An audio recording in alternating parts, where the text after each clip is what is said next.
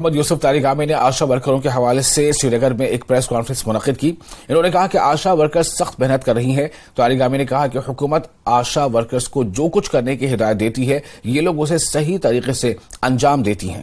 یوسف طارق عامر نے کہا کہ بدقسمتی سے ان آشا ورکروں کو اب بھی ورکرز کے طور پر ریگولرائز نہیں کیا گیا ہے اور وہ کم اجرت وصول کر رہی ہیں۔ انہوں نے کہا کہ حکومت کے لیے یہ ضروری ہے کہ وہ انہیں ریگولرائز کرے اور انہیں کم از کم اجرت ایکٹ کے دائرے میں لائے۔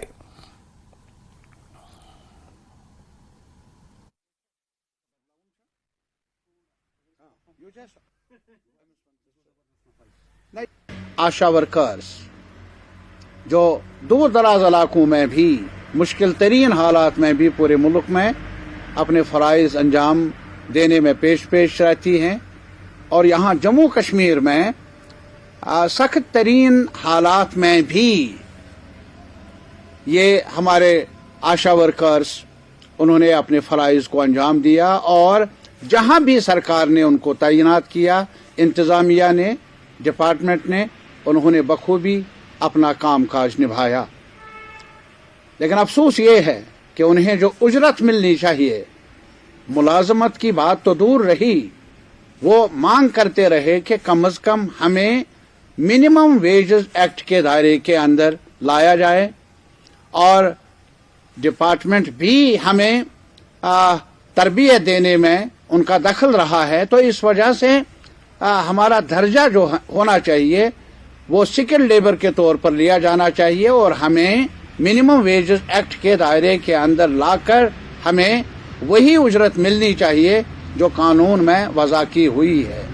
لیکن ایسا ہوا نہیں آج تک۔ نتیجہ اس کا یہ ہے کہ ابھی جموں کے مختلف علاقوں میں، ضلعوں میں